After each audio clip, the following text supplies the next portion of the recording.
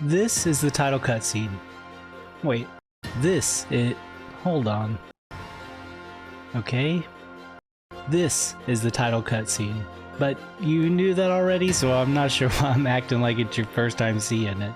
We were able to skip this cutscene in Breath of the Wild, but can we skip it in Tears of the Kingdom? And if we can skip it, does it break the game like Breath of the Wild did? Yes. And kinda. So let's dive into the obstacles stopping us from skipping the title cutscene, and how we can overcome them with the tools that we have. The title cutscene is a mess. There's a lot going on, and there are some things I'm still not sure about, but this is what I do know. There's a small trigger right here when you jump off normally, pretty much irrelevant to us. This is a void out box. If you go too far in any direction, it'll just void you out. Then there's a trigger that overlaps the void out box in the front. If you cross it, you'll start the title cutscene. Then there's the big one. This is the "we heard you like skipping cutscenes" trigger. It's at the bottom of the starting area, and it's about this thick.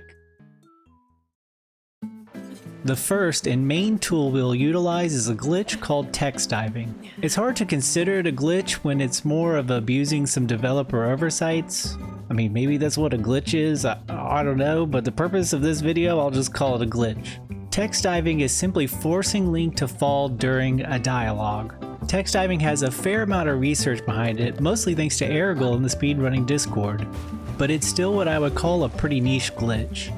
This is because almost everything that we can benefit from using a text dive is much easier to do without it. But there's one thing so far that only text diving can do. It lets us skip the event triggers and coexist with the void, at least while we are in the dialogue state. Getting Link to fall during a dialogue is the primary challenge. When you start a dialogue, the game first checks to see what state Link is in before starting the dialogue. The game wants him to return to a normal standing state, but has ways of dealing with either getting him back to standing or freezing him in the event he is not going to be standing anytime soon. But if Link is in the standing state, the game thinks, well, he's standing and he no longer has control, so freezing him would be redundant, right? This was the original text diving video, and if it speaks to how pretty niche this glitch is, the original video only has like 250 views. The game also freezes all objects, so it's not like we could push ourselves off a cliff. Well, in this scenario, the barrel is able to bypass this freeze because Link is standing and unfrozen, and the state of the barrel is tied to Link. To say there's a lot of nuance to text diving is an understatement. This is mainly due to the differences in what happens after we start the dialogue. You have just stop, stop and stare, stop and turn, hard freeze everything, open and turn. Another obstacle is how the dialogue starts to begin with. Whether you just press A, you bother some people, you enter a space, you complete a challenge, try to leave the space, and this is just to name a few. But the main thing to note is that different dialogues create different obstacles, and in very few instances create extra opportunities. So an easy example of this is in the prologue. When I was originally working on the speedrunning route for intro clip, I realized that there was a void barrier out of bounds, which is odd because you're never meant to be out of bounds. And if you've ever walked backwards in the prologue, you would see that there's a trigger where Zelda asks you to continue and makes you walk back to her. But if we are out of bounds and we jump off while passing through that trigger, we continue to fall straight through the void out. Eventually it'll just teleport us back to her. One thing to note is this is not how you text dive. This is probably the only dialogue that will continue to allow Link to fall after it's been started. Probably due to the fact that they thought you'd only ever fall on the ground. So we can use text diving to cross through void barriers and cutscene triggers. But what dialogue boxes do we have in the starting area? Well, we have a new item dialogue box, but that's a hard freeze in this instance and has no use to us. We have a chest, which is also a hard freeze after the animation for the chest opening is complete, so it's no use to us either. And then we have the Korok, which is capable of text diving. Currently, it's the only useful dialogue before the title cutscene. This is nowhere near a ledge though, so how can we fall off? The easiest way to set up a text dive is with fuse entanglement. Fuse entanglement is done by attempting to fuse an object and switching shields mid-fuse. This confuses the game into thinking that the object is on the shield while it's still an object we can manipulate in the game world. The state of the object is now entangled with the state of the shield, and if we put the shield away, the object will disappear. This creates a perfect scenario for text diving. Without fuse entanglement, almost every object is frozen when a dialogue starts. With fuse entanglement, we can make non-Zonai devices move during dialogue. The state of the shield is handled differently from Link, or we could say it isn't really handled at all during dialogue, because it's attached to Link, so it's naturally bound by his limitations. Zonai objects are unable to move due to them specifically being called out by the game as an object that cannot move. I say they cannot move, but with enough force you can move them, and there are two exceptions, but that's a whole other topic for another day. So we have fuse entanglement to help us dive, but we don't have fuse. An easy way to get objects over to another save is to perform a Zlot, or a Zuggle Load object transfer. When we fuse entangle an object and then Zuggle the shield, the game loses track of the shield because it's neither equipped or in our inventory. This allows us to transfer objects that are now entangled to a different save. So we have a platform that we can use to text dive, but there's no way to get it all the way to the edge from here. How are we going to get this platform over there? Ghost glue is an extremely weird glitch that allows us to make an invisible bond between two objects so that they are always attracted to each other. This glitch is a branch or side effect of the ultra broken glitch, and if you want to understand more about it, I recommend you watch my ghost glue video. Basically, standing on an object and talking to these guys at Riverside Stable completely breaks the object you were standing on. Then attempting to glue that object to another one puts it in a constant state of getting close enough to glue. You can see this when we glue two normal objects together. Ghost glue does the same thing but gets stuck before the glue attaches. With careful pulling, we can separate the two objects and create a platform that we can ride from one location to another. So now that we have these two objects ghost glued together, how can we make it work? I mean, we can't pull them apart without Ultra Hand. Recall locking is a glitch we get access to when we Zlot a fuse entangled object. Since we can transfer the object through saves, all we need to do is recall the object and load a save mid-recall. Now the object is locked in its current position. We can combine this with ghost glue by recall locking a board and then moving the other object that this board is ghost glued to. We move it to the location we want our platform to go and recall lock it there as well. This creates a lot of tension that we can release by breaking the recall lock on one side. We can do this just by recalling and canceling it or using Ultra Hand to separate it. For a text dive, all we really need to do is recall the object and start the dialogue. Recall will end automatically. So now that we have these objects set up and ghost glue ready to pull us, we don't have recall. How can we overcome the fact that we have practically nothing, and worst of all, no abilities? So this is where the fact that we are using the dialogue from a Korok really comes into play. There are tons of things that suck about using a Korok, mainly that the camera is fixed on the Korok for the whole time, so you can't even really see what's happening. But it does have one thing that not a lot of dialogues have. He gives you a Korok poopy. More importantly though, when he does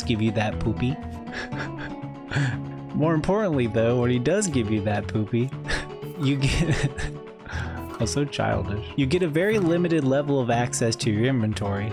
All you can really do in that inventory is change weapons or shields.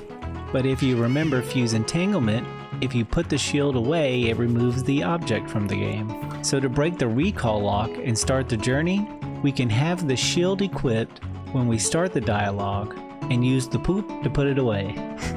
That will remove the object that we have recall locked, allowing us to move. I'll need to remove two objects from the game mid-dialogue, so that means I'll need to fuse entangle to a weapon, which is a little more complicated. You can't access the weapon menu fast enough to do a fuse entanglement like you normally would with shields, but we can use a shield as a proxy to remove the weapon from my hand.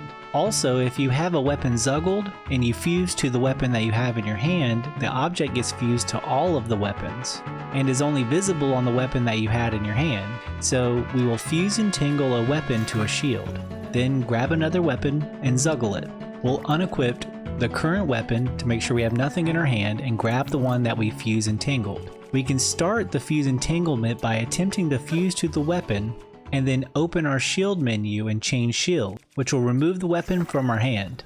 Now the object is bound only to the weapon that we had zuggled. I did have a much deeper explanation using cards as an analogy for how these glitches work, but it really is just too much information for this video, so I cut it. I plan on making a video going into detail about how these glitches work and what you can do with them, as I feel like it'll be easier for me to say everything I want without feeling like it's dragging on too long. I am going to use some of it here to help explain the build. Alright. We're going to do each step of the build, and we will start by getting all of our fuse entanglements done. We will be using a hoverstone and 4 boards. First, we can just fuse entangle the hoverstone and drop the shield. We can fuse entangle the small board and drop that shield, and fuse entangle the other small board and drop that shield. We only really need those to just be fuse entangled normally. For the larger boards, one of the boards will transport us and the other board will be recall locked to keep the transport board in place. But ultimately both boards will need to be deleted during the Korok dialogue, so we will need to have one on a weapon and one on a shield. To do that, I'm going to weapon fuse entangle one of the boards. But the other board, I'm going to do a little something now that avoids a headache later. Normally in order to slot something I need to zuggle it, but if I want the board shield to be in my hand so I can remove it, I would have to drop my zuggle in the new file and re-zuggle the other shields. This is possible by drop zuggling, but that adds more steps. And more steps means more points of failure. And if you think watching your build fly off without you is painful, I don't even want to talk about it. So we are going to make a fuse entanglement chain. We will fuse entangle a shield to a shield, and then that shield to an object.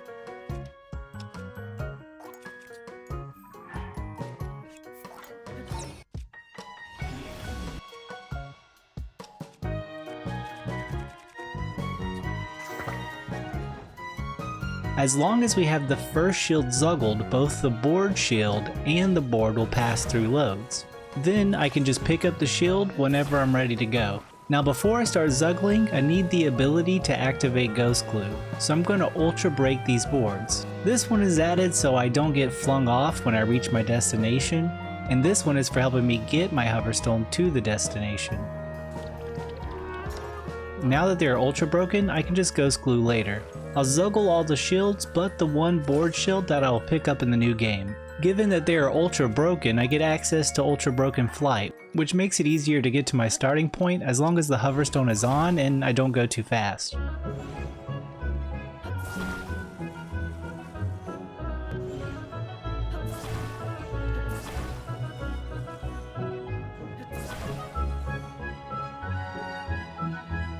Now that I'm at my starting point, I'll need to do some recall locks on this side before I set up the Ghost Glue tension.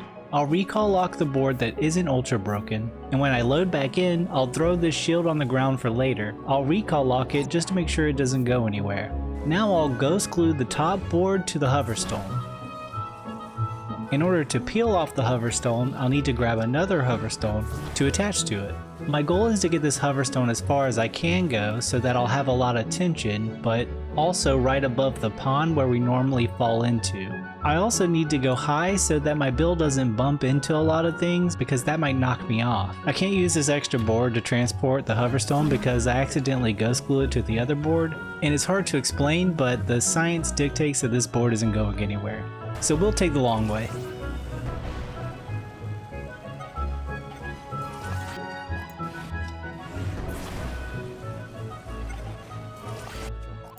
Once the hoverstone is in the position and as flat as I can make it, I'll recall lock it and the setup is complete.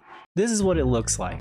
We have a recall locked platform normally glued to an ultra broken platform, which is ghost glued to a hoverstone that is recall locked in the sky. I will delete the board that's locked, and the ghost glue will pull me to the hoverstone that I have recall locked in the sky. Then I'll delete the board I'm standing on and I'll fall all the way down. So I'm walking to my transportation off of this island. I'll make sure to grab the board shield so my left hand is ready. I'll find a stick and drop the weapon zuggle, and I'll pick up the board stick, my right hand is ready. I'll get in the middle of the board and in range of talking to the Korok. My body is ready. I'll talk to the Korok, get to my inventory, and remove the recall locked board. Doesn't it look amazing? So let's rewind a little. So I did the same thing but without talking to the Korok on a progressed file so you can see what it looks like. So we talk to the Korok and delete the recall locked board. Now I'm normally just looking at the graphics around the Korok, kind of get a little worse because we're getting further away. But typically I wait like 30 seconds. And then I remove the board underneath my feet and I kind of just keep watching those graphics.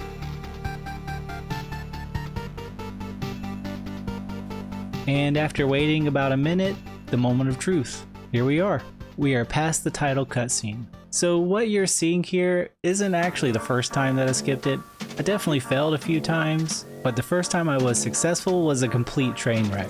In my testing, I kept getting flung off, so I built a whole box to transport me, and I mistakenly thought it would travel straight through the Korok, so I was stuck in the hell of my own doing.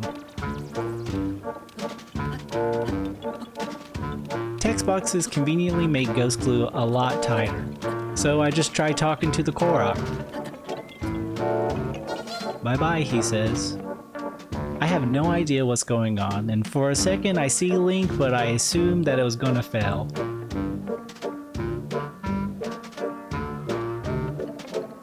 Somehow I was standing on the ground. So, after all that work, the game is literally just starting. It's time to change gears. I want to know what happens if we skip the title cutscene.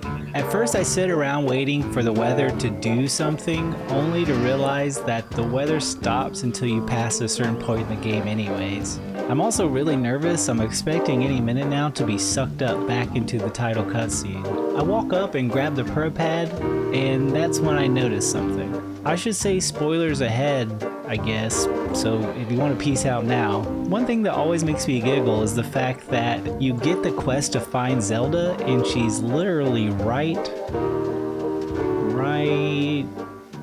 Where is Zelda?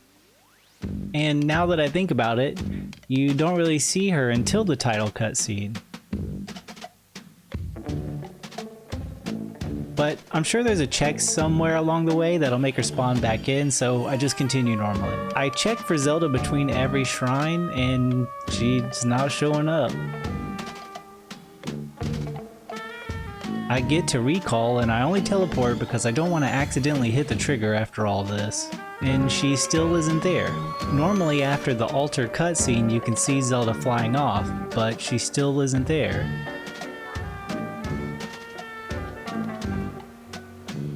Is that the Master Sword?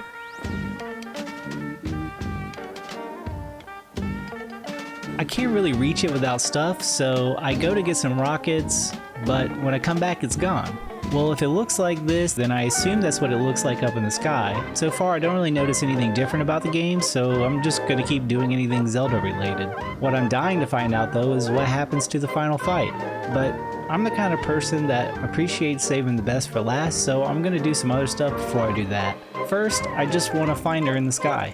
So I'm gonna help the Koroks. If you didn't know, when you help the Deku Tree, he puts a marker on your map to help you find Zelda.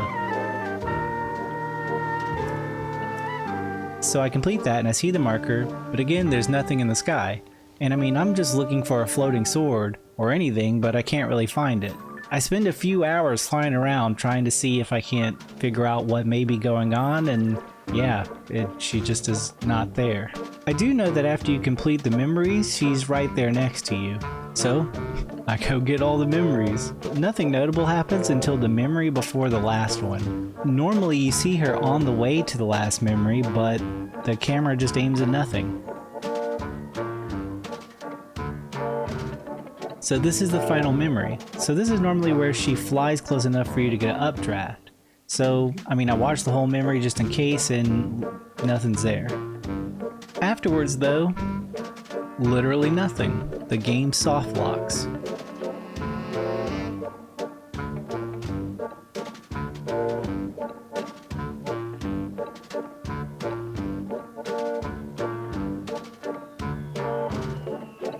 I tried a few times and I get a soft lock every time. I tried to update my game, I tried to hard reset it, still soft locks. Well, for a moment I saw it in the sky after GSI, so I'll just go back and try to grab it there. So this was pretty difficult, given that you can't really get anything to help you out other than what you grabbed from GSI before you completed it.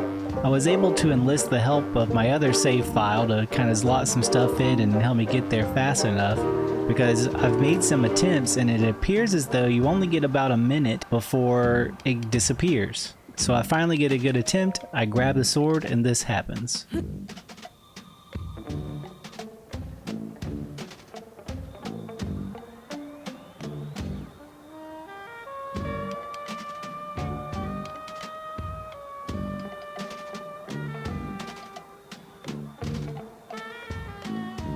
It's pretty cool.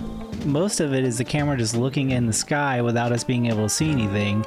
We don't have enough stamina and we don't have any way to transfer stamina through a save, so there's pretty much zero shot at getting the stamina needed to pull the sword during this opportunity. So that leaves us with the final fight. I'm going to watch the cutscene just in case something happens, and there she is. Since I don't have the Master Sword, I'm going to get the cutscene to pull it, and she's here too. But I did see the demon dragon in the background, which at first I thought might be a result of all this.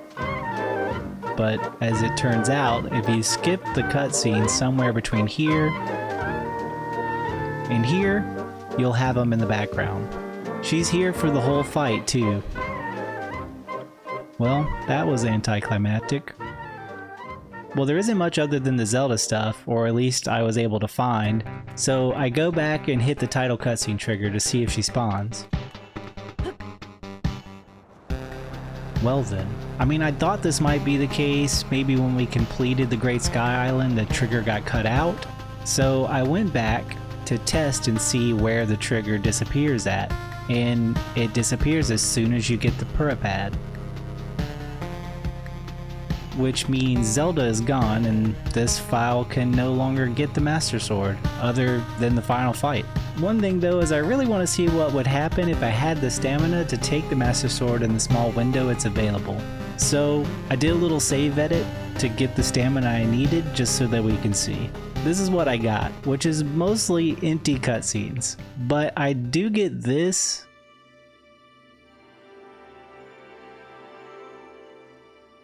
And this, which looks pretty neat at least. I think Zelda being missing is the only difference once you skip the title cutscene. I didn't play the whole game, so I can't really be sure. I sort of forgot to ask you to subscribe somewhere in the middle of the video, so if you're still here, consider subscribing. I'm shooting for the big 10K before the end of the year. I also want to thank my channel members, Sync, Crescendo, Trevor, Taco Sensei, Jane Keto, Weirda, and Why You Have to Be Mad. And yeah, thanks for watching.